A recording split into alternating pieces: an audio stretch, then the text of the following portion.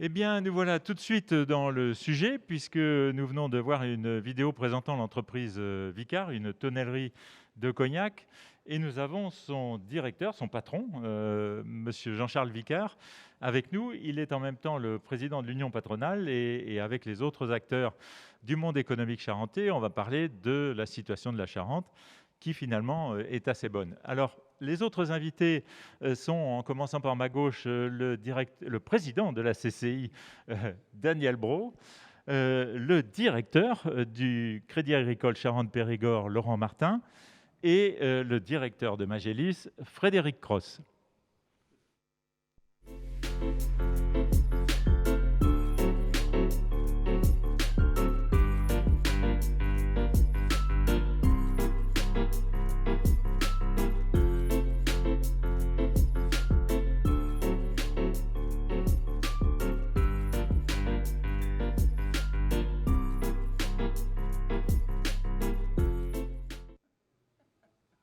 Bien, Jean-Louis, comme nous sommes entourés de dignes représentants d'entreprises de Charente, je vous propose de faire un petit tour de table sur l'état de santé de notre économie ici en Charente, avec tout ce que nous connaissons de rebondissements et de rebondissements encore.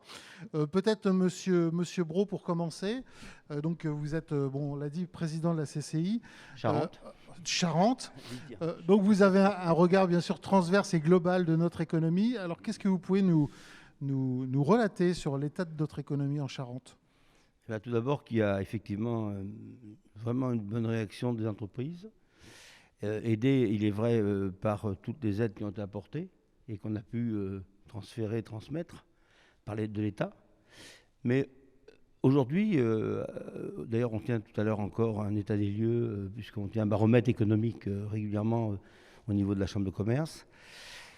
Ce que je peux vous dire, c'est que nous sommes arrivés au stade où nous étions avant la crise. C'est-à-dire qu'on est aujourd'hui étal au niveau des chiffres. Là où on a un problème aujourd'hui, c'est qu'on ne peut pas dépasser ce chiffre tant qu'on n'a pas réglé et le problème de réapprovisionnement et le problème de l'emploi, qui reste un problème entier par rapport, je dirais, au développement des entreprises qui, de toute évidence, ont perdu des compétences pendant cette crise et ne les ont pas forcément retrouvées. Mais autrement, franchement, que ce soit de l'industrie, que ce soit du commerce, que ce soit le service, on peut dire qu'aujourd'hui, le moral des troupes est plutôt bien meilleur. Donc, ça veut dire que les deux axes moteurs, ce serait l'emploi, c'est-à-dire réactiver des ressources, franchement, des compétences. Faut on voit bien, puisque nous tenons, nous gérons un centre de formation professionnelle, et qu'on puisse, il vient de se dérouler ce dernier week-end le FOF. Je n'ai pas eu le retour exact je dirais, et les chiffres, mais on voit bien, en tous les cas, c'est tous les jours, dans n'importe quel état et corps d'état, on me dit, ce serait mieux si on trouvait du personnel. Et c'est de toute évidence, que ce soit à tous les niveaux, cadre supérieur au niveau le plus bas, on a beaucoup de mal à recruter, alors que l'économie, elle, est repartie. Et je pense vraiment que c'est une réflexion qu'il faut qu'on mène rapidement, que nous faisons d'ailleurs nous, à notre niveau, mais j'espère qu'on va être plusieurs à s'y pencher, parce qu'il faut qu'on trouve la solution pour ramener, en tous les cas, dans l'emploi, aujourd'hui, le nombre de personnes qui n'y sont plus. Et là, on a aujourd'hui, de toute évidence, une réflexion qui est menée à tous les niveaux, au niveau de l'État, au niveau national, au niveau régional. On y travaille sérieusement. Alors, monsieur Vicard, je me tourne vers vous. Vous êtes le président de l'Union patronale de Charente, donc, qui regroupe, on peut le rappeler, à peu près 1200 entreprises sur le territoire. Donc, c'est quoi votre regard, vous, sur la santé de notre économie? Eh bien, oui, cette crise a permis de voir que les chefs d'entreprise ont un pouvoir de s'adapter assez important, parce que personne ne s'est laissé aller. On a cherché des solutions, on a transformé nos entreprises. Et ça, je pense que c'est un très beau moyen de montrer que le dynamisme des chefs d'entreprise.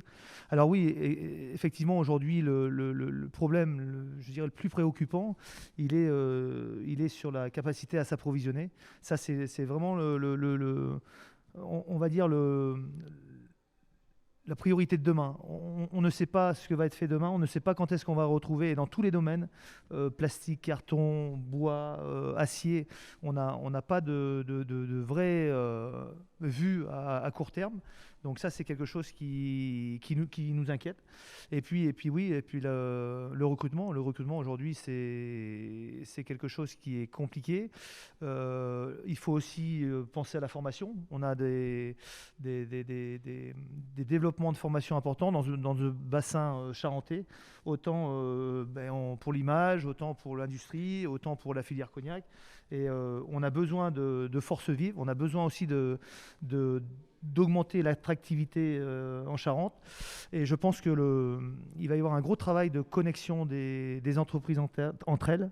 On est en train de mener ce combat-là en se disant aujourd'hui, il faut d'abord promouvoir le circuit court.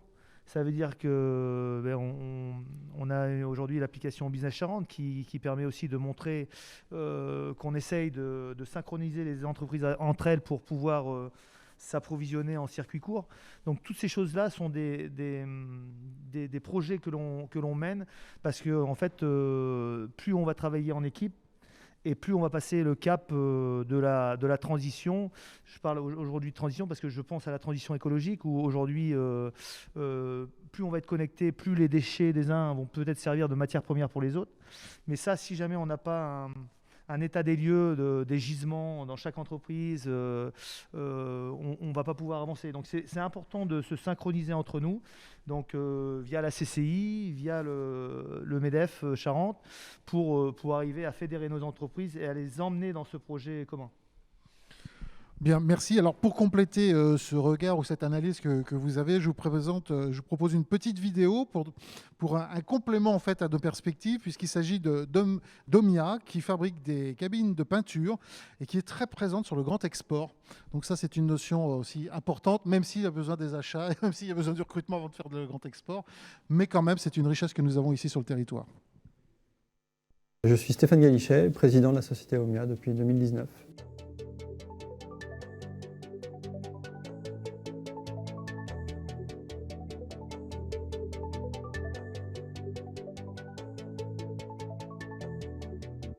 Alors Omia, c'est une société qui fait des cabines de peinture et des lignes de traitement de surface pour l'automobile et l'industrie. La société est implantée à l'Île-Épagnac, à côté d'Angoulême, depuis 75 ans. Nous sommes leaders sur le marché national, mais nous exportons également à l'international dans des pays comme le Canada, l'Allemagne ou l'Égypte. L'activité est segmentée sur 3 pôles. Le premier pôle qui concerne la partie automobile, où on livre des cabines de peinture, des aires de préparation pour les garagistes, les grands distributeurs auto, ou alors des centres de reconditionnement auto, mais également tout ce qui va être centre de formation et lycée professionnel. L'autre secteur d'activité, qui est plus lié à la partie industrie, on va livrer des cabines de peinture, mais également des cabines de grenaillage, des cabines de poudrage, et plus globalement des lignes complètes de traitement de surface qui nous permettent de traiter les produits de l'état brut jusqu'à la mise en peinture. Et là, on adresse les secteurs de l'industrie qui sont principalement métallurgiques, mais ça va être aussi l'aéronautique, le rail et tous les biens d'équipement. Une fois que les équipements sont réalisés, nous allons les installer chez les clients avec nos équipes de montage et nous faisons jusqu'à la mise en service et passons les clés finalement de ces cabines après à nos clients pour qu'ils puissent les utiliser dans leur process industriel. Le dernier secteur, ça va être la partie service, où on va adresser toute la partie maintenance de nos équipements chez nos clients, avec nos 35 techniciens qui sont dispatchés dans tout le territoire national. Et là, on y va quotidiennement, au travers de contrats de maintenance, changer des consommables et aussi les accompagner sur la bonne utilisation de leurs équipements. Est emblématique du fait qu'en Charente, on sait tous que le secteur du cognac est un secteur qui exporte énormément et donc on est déjà connu pour ça. Mais Omia montre, parce qu'il exporte dans des tas de pays et dans des pays inattendus comme l'Égypte y compris, montre qu'en Charente, il existe tout un tissu d'entreprises exportatrices qui portent loin les couleurs de la Charente. Alors on a parlé tout à l'heure du fait, ce que disait Daniel Bros, c'est-à-dire qu'on a retrouvé notre niveau d'activité d'avant la crise. Mais vous, monsieur Laurent Martin, qui êtes le directeur du Crédit Agricole, vous avez un poste d'observation particulièrement aigu sur la conjoncture. Vous dites que non seulement la conjoncture est bonne, mais les fondamentaux de notre département de la Charente sont excellents. Oui, je crois. Effectivement, jamais les entreprises n'ont autant investi. Jamais l'immobilier s'est aussi bien porté. Les collectivités aussi, dans le cadre des infrastructures qui ont été mises en place sur les dernières années, ont joué un rôle et continuent à jouer un rôle qui est essentiel. On a la chance d'avoir une filière qui est une filière cognac qui tire une partie du bassin de la Charente et de manière très très forte. Ça dépasse d'ailleurs la simple viticulture, on le comprend bien, puisque c'est toute cette vallée du spiritueux et toutes les entreprises qui sont actives dans cette vallée du spiritueux qui au final tourne à plein régime. Et d'une manière générale, on bénéficie, je pense que ça a été un des tournants, en tout cas moi je suis là depuis 8 ans et je l'ai vécu comme ça, le rattachement de la Charente à la région Aquitaine a été un tournant au niveau de l'économie. On attendait ce tournant au moment de la mise en place de la LGV. En fait, c'est arrivé un peu plus tard. Et le phénomène de rattachement du département à la région a été un accélérateur absolument extraordinaire. Pourquoi ? Parce que l'ensemble du secteur économique s'est connecté à cette métropole. L'ensemble du politique s'est connecté à cette métropole. Et au final, le département de la Charente est apparu comme le centre de la région. Et à proximité de Paris, sur cette ligne, cette fameuse ligne Bordeaux-Paris. Et ça a été un événement qui a été un déclencheur pour faire d'Angoulême et de la Charente en général un pôle d'attraction beaucoup plus important qu'il n'était auparavant. Et j'allais dire que ce phénomène, avec celui qui avait été engagé par les politiques pour rendre plus attractif véritablement le département et en particulier la ville d'Angoulême, ont été extrêmement importants sur les derniers mois. Et au-delà de la crise, je situe cet événement il y a 3 ans à peu près, et on a depuis des fondamentaux qui se sont véritablement consolidés.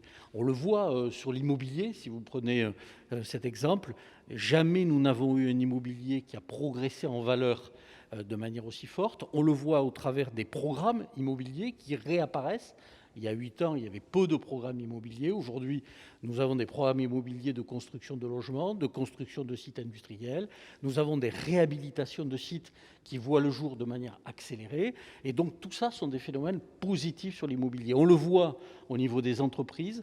J'ai par exemple des terrains en propriété autour du site de Soyaux. Je n'ai jamais eu autant de chefs d'entreprise qui m'ont sollicité pour venir s'installer parce que la région est attractive, parce que les infrastructures sont aujourd'hui présentes et parce qu'il y a une dynamique, encore une fois, tirée par la métropole de Bordeaux qui est extrêmement forte. Donc je pense que ces fondamentaux sont des fondamentaux solides et durables. Alors évidemment, il y a toujours des secteurs plus en difficulté. Daniel et Jean-Charles ont évoqué la problématique des matières premières. Celle-là est durable et elle aura un effet sur les prix. Daniel a évoqué le problème de l'emploi, et celui-là aussi est durable. Il faut remettre dans le marché de l'emploi une partie de nos compatriotes, et donc de fait, il y a tout un travail d'accompagnement, de formation, d'engagement des structures comme les CCI, bien sûr, des chefs d'entreprise, pour ramener une partie de cette population vers l'emploi. Ça sera long, ça se fera dans la durée, mais sont des freins d'une certaine manière au développement. Pour autant, on en sortira, je pense, si on fait les investissements nécessaires. Ça aura probablement un impact sur les prix, comme je le disais tout à l'heure, sur les salaires, comme je le disais tout à l'heure, et donc sur l'inflation. Donc on va revenir, et c'est peut-être, là je reprends ma casquette de banquier, on va revenir peut-être à une hausse progressive de l'inflation et peut-être une hausse progressive des taux. Alors ceci étant dit, on ne reviendra pas aux taux qu'on a connus dans les années 90, mais on sera sur des taux plutôt proches de 2% que des taux proches de ceux qu'on peut connaître aujourd'hui. Alors, si c'est le prix à payer pour que l'économie fonctionne, on s'en réjouit. Si on ne peut pas faire le tour de l'économie de la Charente sans évoquer l'image, parce que on a dit tout à l'heure que la Charente a une tradition industrielle qui perdure. On a dit à une époque, Daniel Brault l'a connu, que Angoulême était le premier pôle industriel entre Loire et Garonne. On va peut-être... Et le deuxième de Nouvelle-Aquitaine, et qu'il y a l'industrie du cognac, mais il y a aussi un nouveau venu, d'une certaine façon, ça date d'une trentaine d'années, c'est l'industrie de l'image. Et donc, Frédéric Cross, vous êtes le directeur donc, de Magélis. Est-ce que vous pouvez nous aider à mesurer un peu le périmètre de cette filière image et surtout son état de santé et ses perspectives? Le périmètre de Magélis, il est simple. Nous, on travaille dans le secteur de l'image. On a défini le mot image dans tout ce qui raconte une histoire, quelque part. Donc, ça va être de la bande dessinée, évidemment. Angoulême, on est quand même au cœur de ce sujet-là. Mais ça va être l'animation, ça va être le jeu vidéo, ça va être le tournage de films, ça va être les effets visuels, ça va être la réalité virtuelle. Donc, on est vraiment sur tous ces secteurs-là. Et je vais aller dans le même sens que les personnes avant moi, c'est-à-dire qu'on a, nous, Magélis, 2 ans en arrière, on était plus petits que ce qu'on est aujourd'hui. Nos entreprises se sont développées, ont progressé assez fortement d'ailleurs. On avait passé du mode de tous les salariés dans les studios très vite en télétravail, et ça s'est fait assez facilement. Donc l'activité a continué à se développer. Aujourd'hui, il y a des nouveaux intervenants aussi, de nouveaux clients, entre guillemets, qui interviennent, que ce soit Amazon, Netflix, etc., et qui commandent. Donc Magélis bénéficie de tout ça, et donc on a là un petit peu la synthèse de tout ce qui a été dit jusqu'à présent. On a des soucis d'emploi, mais parce qu'on est au plein emploi. C'est des main-d'œuvre très qualifiées, évidemment. On est à mi-chemin entre le monde artistique et le monde industriel, donc c'est une main-d'œuvre très qualifiée. Et aujourd'hui, il y a une vraie tension là, sur ce sujet-là, parce que on ne peut pas faire des équipes qu'avec des juniors qui sortent des écoles, même si nous on a mis en place les écoles et que ces étudiants viennent, mais il faut aussi des seniors, des gens qui ont 4, 5, 10 ans d'expérience pour travailler avec eux, et donc on a un vrai souci sur ce sujet-là. On a vu tout à l'heure l'international. Il faut savoir que les dessins animés, pour rester sur ce sujet-là, c'est 35% à l'international.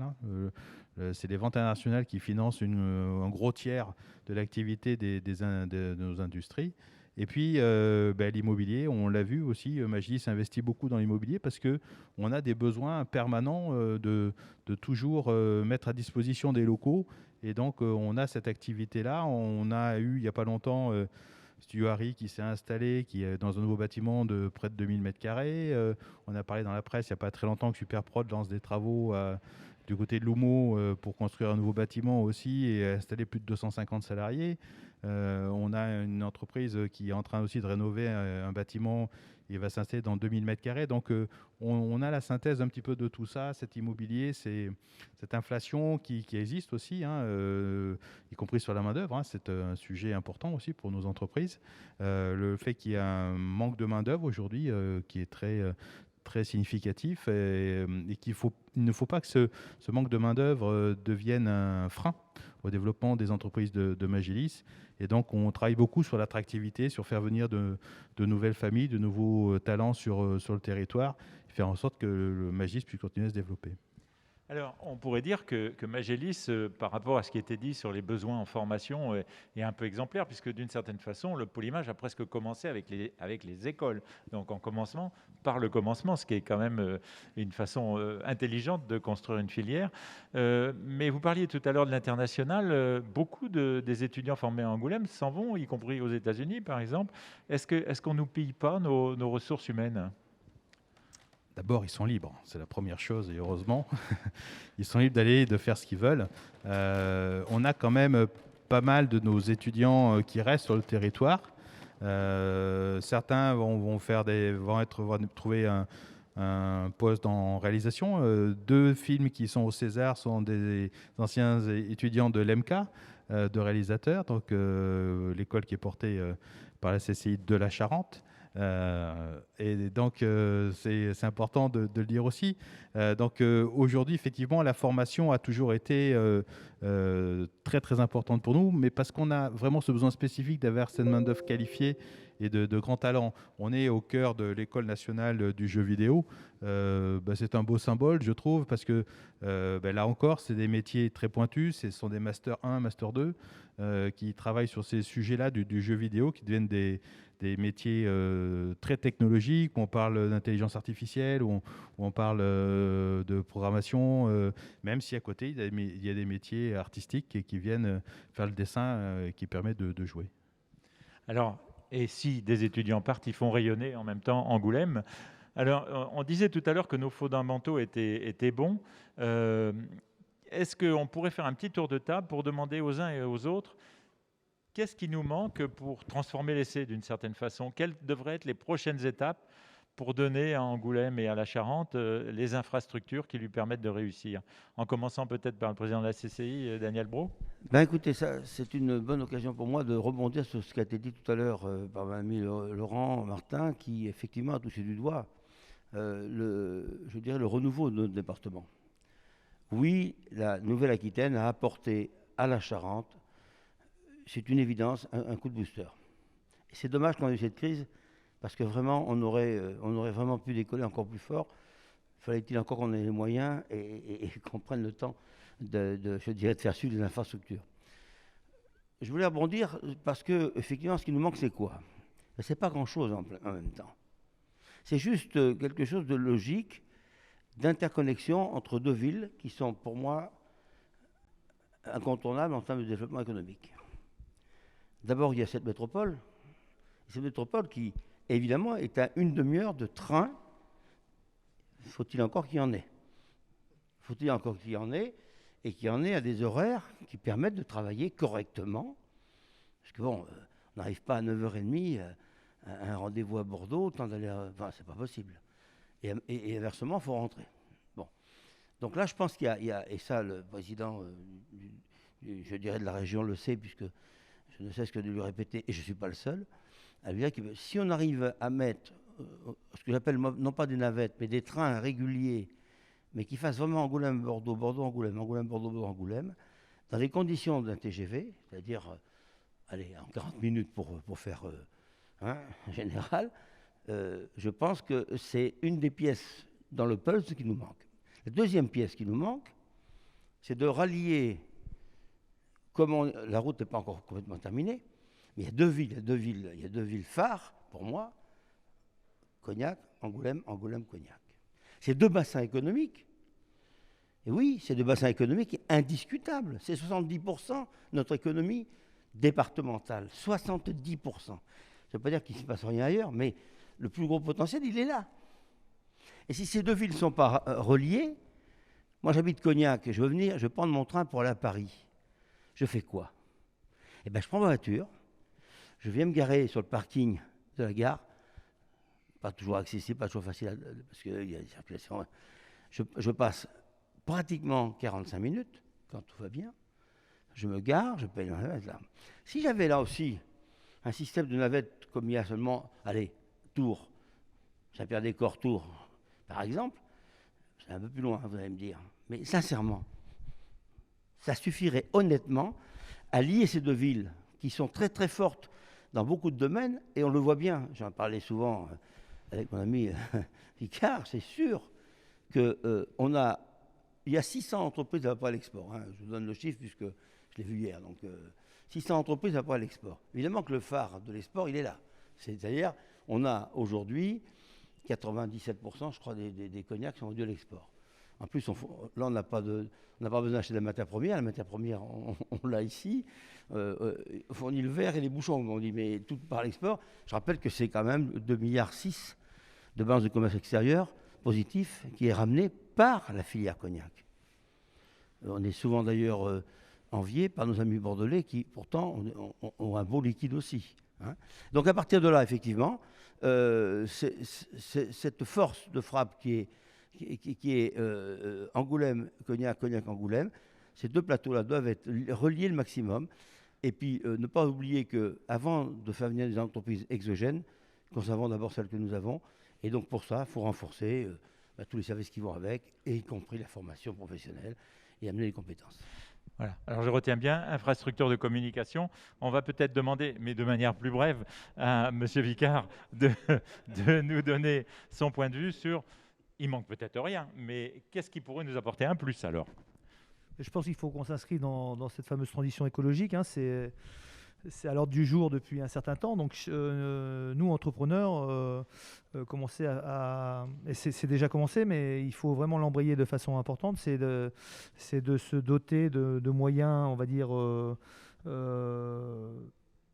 beaucoup plus en niveau environnemental, beaucoup plus pur pour pouvoir produire sans perdre de sa rentabilité. Donc ça, c'est des travaux qui sont à mener maintenant, parce que c'est assez long à mettre en place. Moi, j'encourage toutes les entreprises à mener des audits énergétiques pour savoir qu'est-ce qu'on peut améliorer en termes de consommation énergétique dans sa propre entreprise. Je pense que ça, quand on aura des entreprises déjà qui seront plus vertes, on aura déjà encore une image plus attractive, parce qu'il faut savoir que nos jeunes aujourd'hui ne sont pas focalisés que par l'argent. Ils viennent aussi dans une entreprise parce qu'ils y voient un intérêt, et ça correspond aussi à leur façon de voir l'avenir. Et donc il faut qu'on se mette un petit peu au diapason de ces jeunes pour les attirer sur notre territoire. Alors, donc voilà, il faut aussi, pour réussir, savoir préparer l'avenir. C'est pas parce que ça va bien aujourd'hui que ça ira bien demain, et donc anticiper, c'est une bonne chose. Vous diriez quoi, vous, de votre côté, Monsieur Martin? Je reprendrai effectivement le besoin sur les TER, parce que pour le coup, c'est rapprocher Bordeaux encore plus de la ville d'Angoulême et de la ville de Cognac. C'est finaliser la 4 voies entre Angoulême et Cognac. C'est, comme le disait Jean-Charles il y a un instant, se projeter dans le monde de demain. Et donc, ça veut dire véritablement accompagner toutes les transitions. Nous, on a un rôle en tant que banquier principal sur le territoire, mais véritablement accompagner nos clients dans la rénovation des logements, dans la rénovation des bâtiments, dans l'investissement sur les énergies vertes. Et pour le coup, il y a à faire sur le département, et on voit par exemple qu'un département comme la Dordogne est un peu plus avancé sur ce sujet, c'est le numérique et le câblage, c'est-à-dire effectivement avoir la 5G partout, c'est avoir la fibre partout, et là pour le coup il y a des investissements importants, mais ça fait partie de l'attractivité du département. C'est aussi penser que notre territoire, c'est aussi un territoire rural, et donc amener la région à investir sur la ruralité, investir sur la transmission des entreprises agricoles. Nous avons beaucoup d'agriculteurs qui aujourd'hui vont arriver dans l'âge de la cessation d'activité. Il faut qu'on arrive à transmettre leur activité parce qu'on est un territoire rural et que pour le coup, on a besoin de maintenir ces services dans l'ensemble du territoire, pas seulement à Angoulême et à Cognac. Donc là aussi, c'est important. Et puis, investir et continuer à investir sur l'image. Parce que pour le coup, ce qui a été fait par les élus depuis des années, il faut le saluer d'ailleurs, commence à payer, et par le travail qu'a fait Frédéric sur la durée. Et donc pour le coup, on commence à avoir des écoles qui s'installent, on recommence à avoir des écoles qui s'installent de plus en plus, des studios, comme le disait Frédéric tout à l'heure. Ça amène de la main-d'œuvre qualifiée, donc ça amène un pouvoir d'achat qui est un pouvoir d'achat plus important. Ça tire, et il faut le dire, l'immobilier, le logement étudiant, et on sait qu'on a des besoins, qu'on a des tensions, mais quelque part, il y a des projets qui vont voir le jour pour répondre à ces besoins-là. Et donc, c'est toute cette dynamique, au final, sur laquelle il faut que on la cultive au final pour continuer à avoir cette dynamique, encore une fois, qu'on ressent depuis 3 ans maintenant, qui continue à se développer sur le territoire. Bien, Laurent Martin, vous passez d'une certaine façon directement le relais à Frédéric Cross. Qu'est-ce qu'il faudrait de plus à l'image d'Angoulême pour rayonner encore plus? C'est le travail qui est entrepris depuis longtemps sur l'attractivité de la ville, du territoire, du département. Je pense que c'est un point important. Vous l'avez compris, on fait venir beaucoup d'entreprises, mais souvent aussi de cadres ou de salariés. Donc il faut qu'ils aient envie de venir ici. Donc ce travail-là se fait depuis longtemps.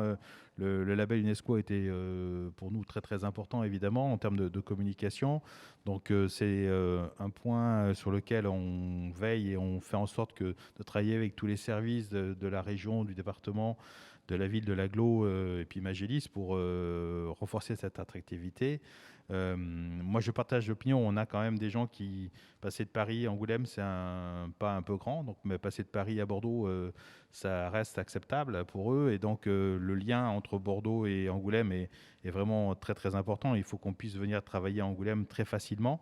Ce qui peut aussi être intéressant, parce qu'il y en a des entreprises bordelaises qui pourraient venir peut-être s'installer aussi sur le territoire, parce que pour le chef d'entreprise, une demi-heure, bon, à la limite, ça se gère facilement. Puis quand on connaît la qualité de circulation à Bordeaux, on se dit qu'une demi-heure, c'est pas beaucoup pour eux. Donc je pense que c'est aussi un point très fort. Et puis, on parlait de Angoulême, Cognac, je pense qu'effectivement, le Cognac est aussi pour nous un vecteur d'attractivité très très fort. On fait rarement des événements sans passer à Cognac, parce qu'on amène les gens dans le Cognacé. On a des partenariats, vous le savez, avec la Fondation Martel, donc on travaille étroitement avec eux. Et donc ce lien avec le Cognac est aussi pour nous important. Je mettrai juste une petite parenthèse, peut-être que vendredi, dans le 18, on verra, on fera une petite parenthèse sur les liens entre les deux villes, mais on va garder au SA15 le principe de gagner quand même. Les rivalités sportives n'empêchent pas les coopérations économiques. Doivent rester quand même. Vous vouliez rajouter quelque chose, monsieur Martin? Un mot sur le cognac, parce que c'est une filière qui tire très très fort, on le sait, mais il faut la préserver. Il faut faire attention parce qu'on est parfois au conflit d'un certain nombre de sujets sociétaux, la consommation de produits phytosanitaires, le réchauffement climatique et les maladies de la vigne, l'utilisation de bois dans la tonnellerie, le gaz et l'utilisation et la consommation de gaz dans la distillation. Tout ça sont des sujets qui sont des sujets sociétaux importants. Et il faut aussi que cette filière, et des investissements sont faits, mais je pense qu'il faudra accélérer sur ces investissements pour amener cette filière qui marche très très bien à faire évoluer ses modes de production pour maintenir son business model. C'est important parce que pour le coup, ne croyons pas que nous sommes en dehors au final de ces phénomènes sociétaux. On est vraiment en plein dedans et il faut aussi que cette filière fasse les investissements nécessaires. Et parfaitement. Et donc, c'est vrai que cette filière Cognac, elle sert tout le département parce qu'elle lui apporte un prestige et une renommée mondiale. On aurait pu parler encore très longtemps, mais on s'est fixé une durée d'une demi-heure. J'espère qu'au sein de Télé 16, on se reverra souvent pour des émissions plus thématiques et plus ciblées. On devait parler ensemble de la communication, mais là, on n'a pas le temps. Ceci étant, vous venez de montrer en participant à notre émission que vous croyez à l'importance de la communication. Et donc, je vous en remercie.